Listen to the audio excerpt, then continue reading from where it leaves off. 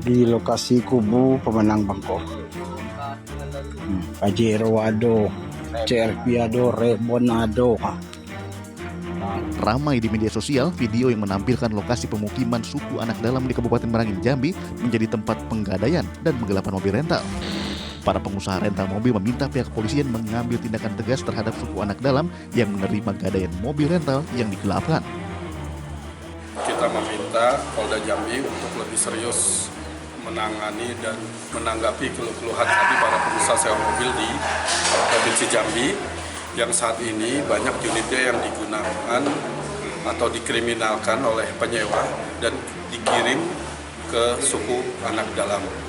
Setiap laporan kita yang melibatkan suku anak dalam bisa diproses dengan baik oleh polisi. Kemudian bisa dilakukan pendampingan untuk kita ambil unit kita tersebut. Saat ini Polda Jambi masih menunggu data kehilangan kendaraan dengan modus rental mobil. Yang dilaporkan ini tidak ditemukan keberadaannya. Kemudian kendaraan juga tidak ditemukan keberadaannya. Namun dengan proses yang kami lakukan, prosedurnya adalah kita bisa mengeluarkan DPO terhadap orang, kita bisa mengeluarkan daftar pencarian barang.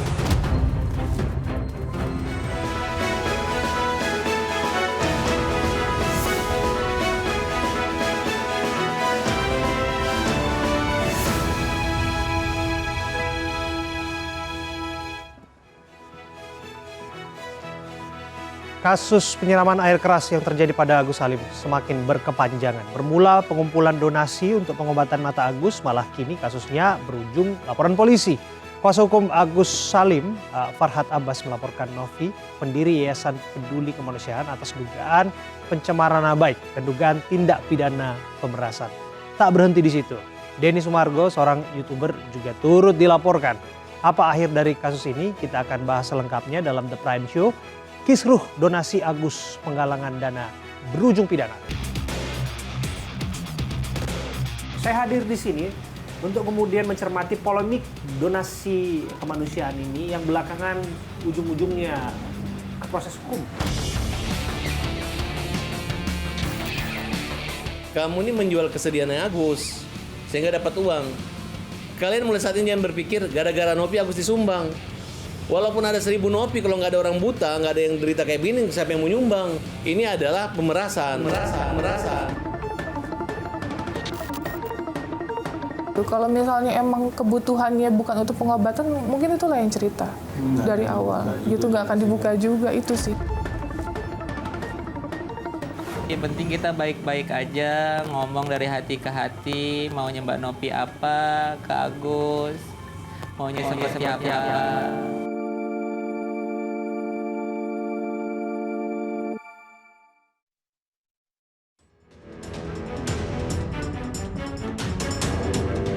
Kisruh drama donasi berujung pelaporan polisi yang melibatkan Agus Salim, korban penyiraman air keras, dengan Pratiwi Novianti belum juga menemukan titik terang. Bahkan kasus makin melebar karena konten kreator Denny Sumargo turut dilaporkan oleh kuasa hukum Agus, Farhad Abbas, atas dugaan diskriminasi ras dan ujaran kebencian. Sementara itu Agus Salim, korban penyiraman air keras, hingga kini masih terus menjalani pengobatan, bahkan dijadwalkan akan operasi kelopak mata di Singapura.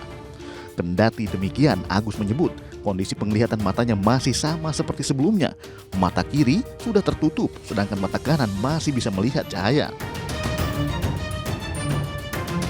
Terkait biaya pengobatan, Agus kini tak lagi bisa berobat ke rumah sakit menggunakan BPJS Kesehatan. Penolakan itu sesuai dengan Perpres nomor 59 tahun 2004 yang menyatakan bahwa kasus penganiayaan, kecelakaan, tindakan terorisme, dan lain-lain tidak dijamin oleh JKN.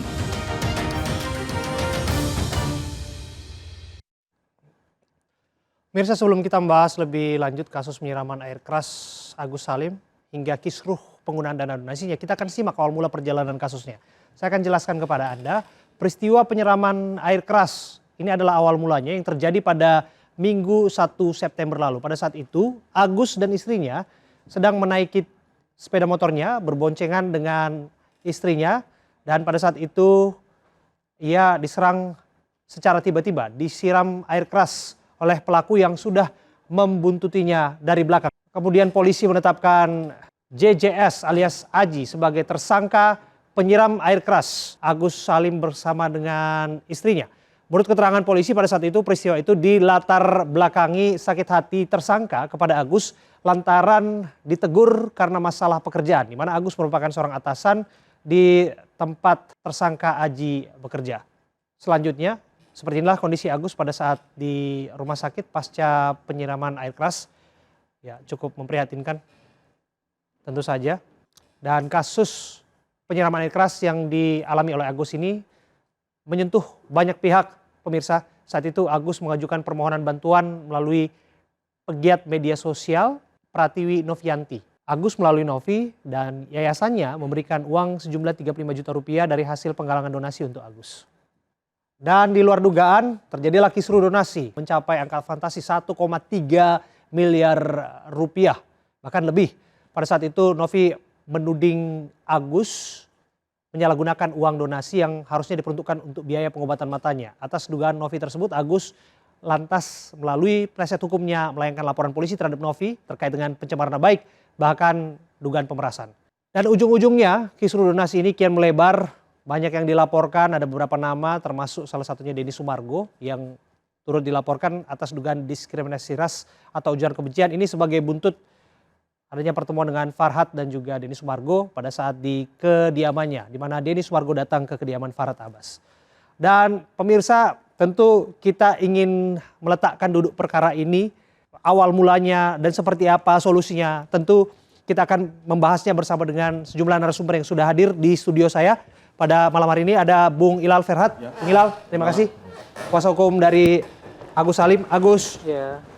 Salam dulu. Sehat Agus ya.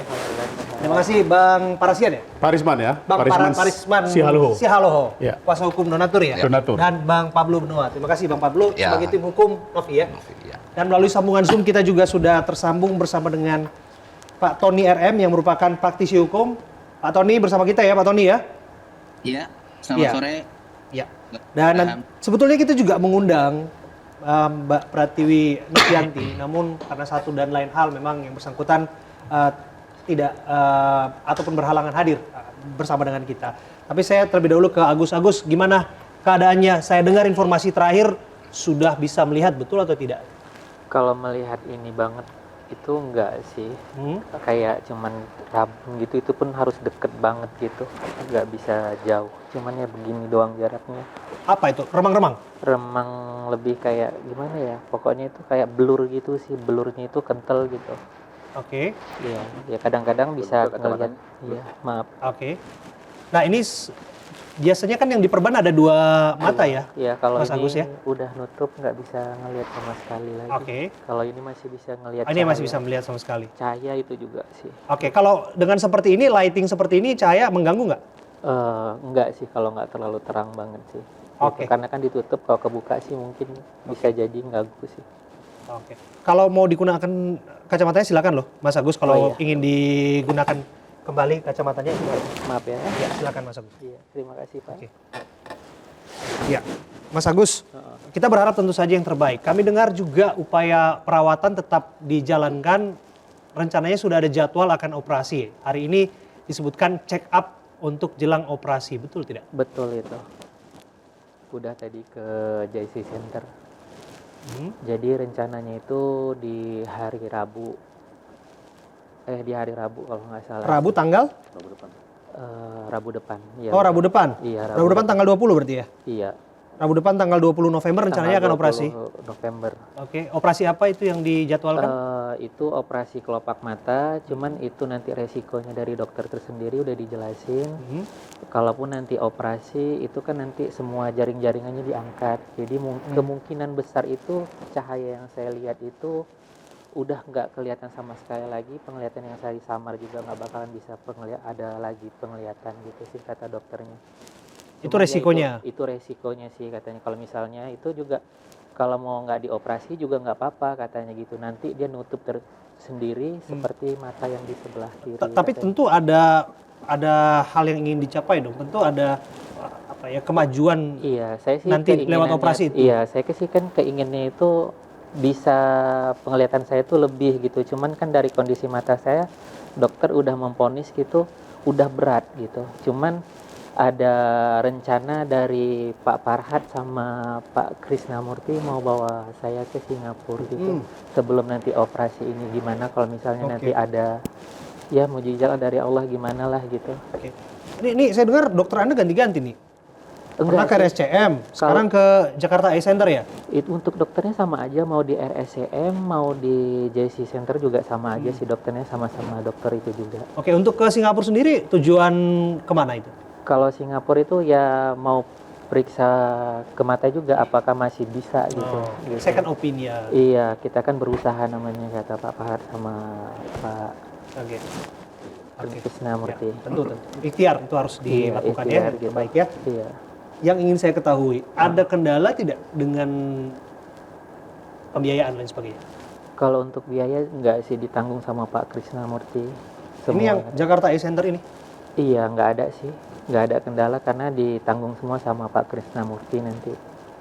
Untuk termasuk yang operasi ini nanti tanggung pribadi atau seperti apa ya? Ditanggung pribadi sama Pak Krisnamurti, semua yang nanggung. Ini kuasa hukum Anda? Ini kuasa hukum ya? Tim kuasa hukum? Pak? Iya, kuasa hukum saya sama Pak Farhat.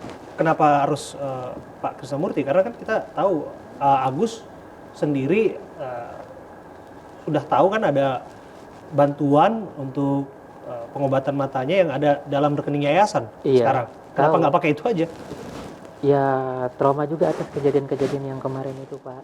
Soalnya kan sedikit-sedikit kan, maaf ya, itu maksudnya diposting ke media sosial begini-begini, takutnya nanti pas kita minta begini nanti ada sedikit kesalahan diperbesar lagi. Di situ saya tuh traumanya di situ sih Pak, gitu. Takut gitu. Takut menggunakan budget itu? Iya, takut untuk kayak meminta ke tetehnya gitu. Gitu, takut. Padahal kan sudah ada surat ya, saya sudah baca surat itu. Iya, ada surat juga itu. Disuruh memang berkali-kali, udah 2 kali datang gitu.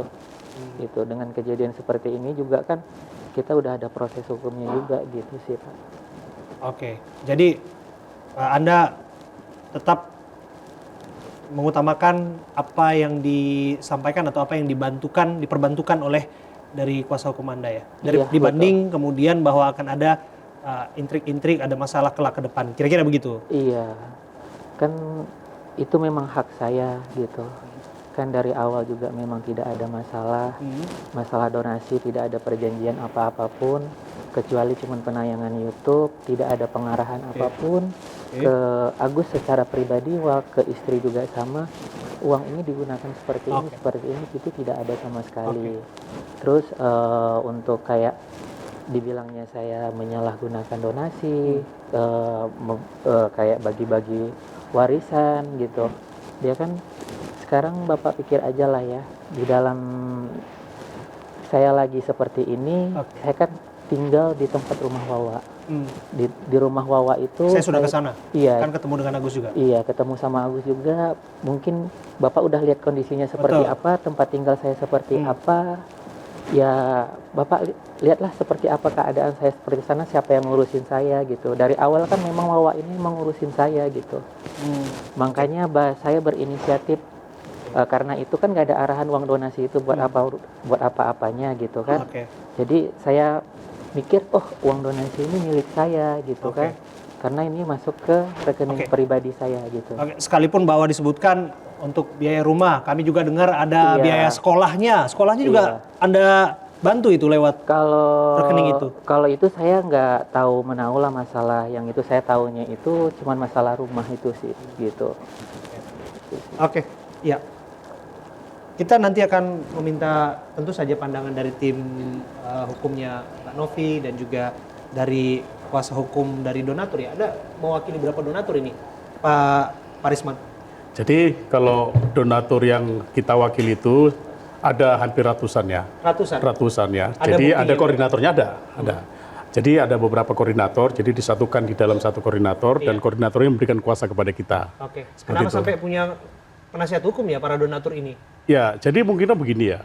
Tentu karena dilihat persoalan donasi ini mencuat menjadi polemik. ya, sehingga yang tadinya sebenarnya donatur itu tidak mau tahu mungkin ya, tapi hanya karena dianggap ini sepertinya menjadi polemik atau tidak tepat sasaran, sehingga mereka akhirnya terpancing untuk ikut di dalam persoalan ini, karena mereka adalah pemilik uang itu kan.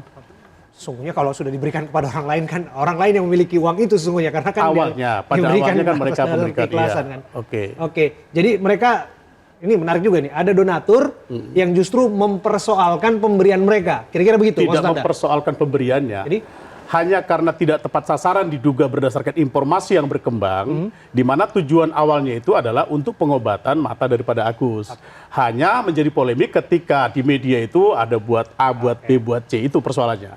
Saya bisa minta semacam ada chat atau bukti nanti ya, bisa. Pak Risman ya, kepada kita nanti akan ditunjukkan siapa-siapa saja donatur yang merasa terganggu. Tentu saja ini juga menarik, kenapa penting untuk mengulik ini, Anda juga penting juga untuk menjelaskan itu kepada publik, karena sepemahaman kita sesuatu yang sudah diberikan, sudah diikhlaskan, pasti taraf kembali, apalagi kemudian ikut dalam perbincangan yang sedang terjadi.